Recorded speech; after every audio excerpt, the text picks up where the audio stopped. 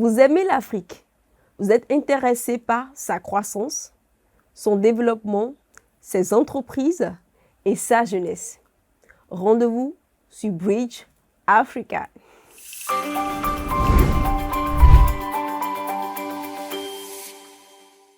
Alors, l'engagement des jeunes dans le développement de l'Afrique.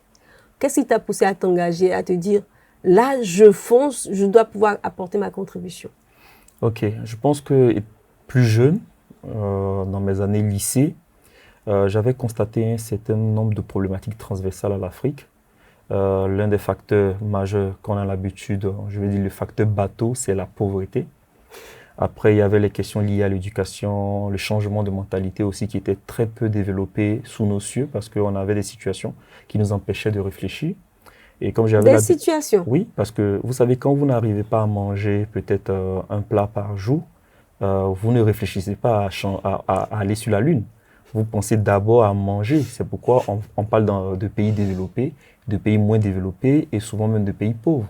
Parce qu'on n'a plus le temps de se concentrer sur les choses qui peuvent favoriser ce développement à cause de la situation dans laquelle on se trouve. Donc moi, j'ai commencé d'abord avec une organisation qui s'appelait RIDE Corporation, Renewal of African Youth Intelligence for Development. C'était d'essayer d'aider la jeunesse à se focaliser en fait sur ce qu'elle veut réaliser, plutôt que de se focaliser sur la situation qui l'empêche de se développer. Donc, on a pour objectif, par exemple, de créer des entreprises, mais est-ce qu'on a les moyens de créer des entreprises? Alors, si on veut se focaliser sur les manques, on n'agira pas. Et on sera tout le temps en train de se plaindre auprès des dirigeants en disant qu'on a besoin de ceci, on a besoin de cela, pendant qu'il y a quelques actions qui peuvent être menées de façon très concrète pour nous emmener très progressivement dans le temps vers le succès qu'on vise. Et au fur et à mesure, oui, j'ai décidé que cet engagement qui était d'ordre social, d'ordre humanitaire, se change en projet plus concret. Donc, j'ai commencé par fonder des entreprises aujourd'hui qui embauchent des dizaines de jeunes. Donc, avec ce que vous dites, ça veut dire que lorsque un jeune a la bonne mentalité et qu'on lui remet un financement, cela veut dire que c'est possible, il y a de fortes chances que ce jeune puisse avoir un impact positif sur la communauté. La mentalité, c'est un point de départ. Après, il y a les questions de structuration, de maîtriser son environnement, de maîtriser son projet, de maîtriser les facteurs de risque, de maîtriser les facteurs de succès. Mais la mentalité, c'est le point de départ parce que, en réalité, personne ne confiera, même si vous êtes dans une famille où il y a 2 enfants. Il y a un qui semble plus déterminé, plus engagé, qui a plus de volonté, qui prend plus de responsabilités. Vous aurez tendance à lui confier beaucoup plus qu'au jeune, peut-être, ou à l'enfant qui est à la maison, mais qui prend moins de risques, qui est plus apeuré face aux défis. Donc, c'est pareil. Donc, si aujourd'hui, les opportunités croisent certaines personnes, c'est parce que ces personnes créent l'environnement pour attirer ces opportunités ou rassurent suffisamment les partenaires qui sont susceptibles de les accompagner financièrement pour se réaliser. Quels sont ces points-clés-là qu'on peut retrouver, ces caractéristiques-là? Alors, moi déjà, partant de mon simple exemple, je suis un jeune entrepreneur qui a commencé très tôt, on va dire autour de 21 ans, j'ai eu mon premier financement d'une institution internationale que je ne vais pas citer ici. Et je veux dire déjà, avant ça, j'avais déjà commencé beaucoup d'initiatives qui étaient visibles. Donc, il y avait de l'impact dans mon environnement.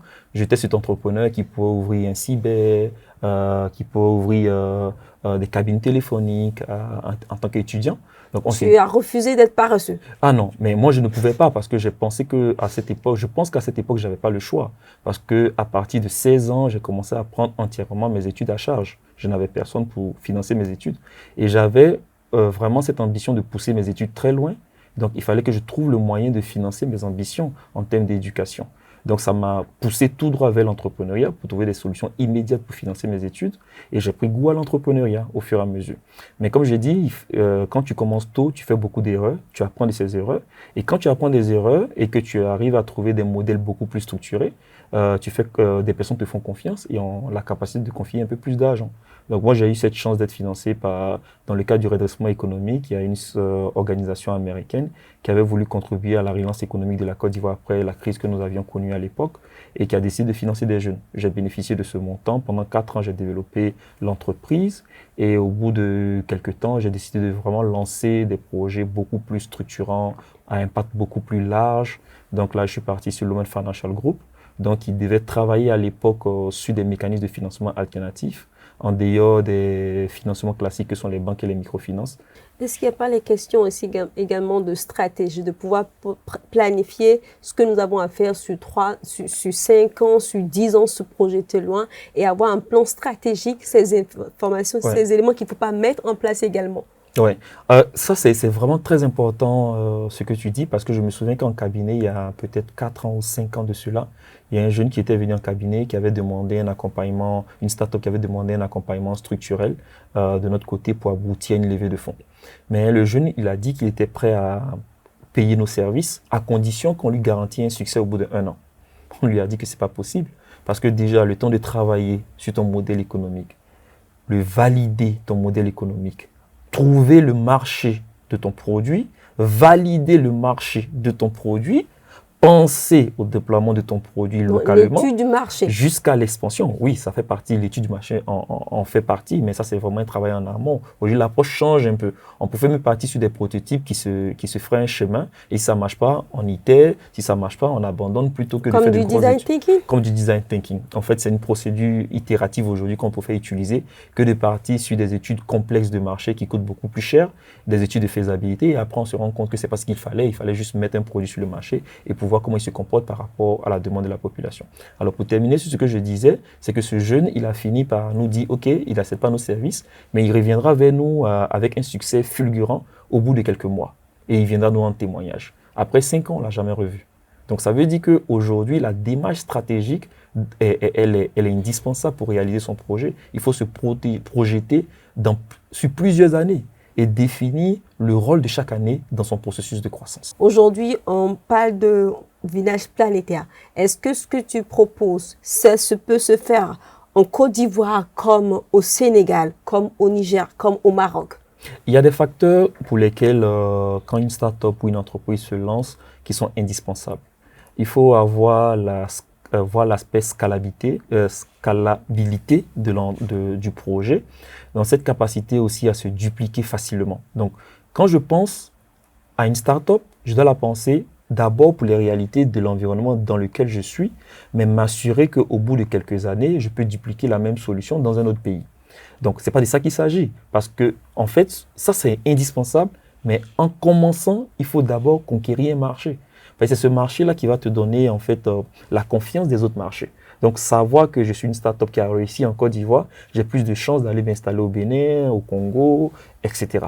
Mais si déjà je n'ai pas conquis un marché existant, qu'est-ce qui me prouve? En fait, je n'ai aucune expérience pour aller implémenter ou bien pour assurer ma démarche d'expansion. Se précipiter. C'est ça. Donc ici, le village planétaire dont tu parles est ce village dans lequel je pense que si je développe un projet, il peut se réaliser tant en Afrique, tant en Côte d'Ivoire qu'en France, aux États-Unis, etc.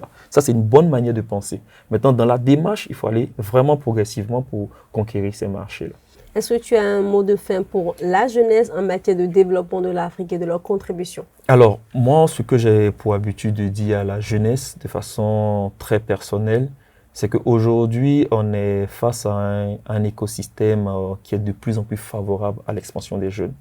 On a une population qui se démarque. On a démystifié beaucoup de codes qui étaient réservés à une certaine élite dans le passé. Aujourd'hui, vous pouvez croiser un jeune en Chine en train d'acheter de la marchandise pour venir la revendre à Casablanca. Et ces codes qui ont été démystifiés aujourd'hui montrent à la jeunesse que c'est possible. Donc, il faut saisir l'opportunité de se développer.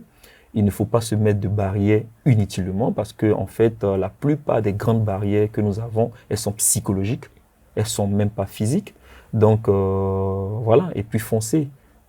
Pouvoir trouver des opportunités, privilégier l'éducation, parce que j'entends dire aujourd'hui de plus en plus que l'éducation, ce n'est pas nécessaire, on peut ne pas avoir de bonnes éducations et réussir, oui, mais au final, tous ceux qui ont fait ce parcours finissent par toujours essayer de développer des compétences à travers des formations exécutives, mais qui finalement contribuent au développement de leur projet. Donc, favoriser la formation, même si on n'a pas le temps d'aller sur les bancs, trouver l'alternative de se faire accompagner pour apprendre de nouvelles compétences transverses qui peuvent être utiles à nos ambitions dans le temps.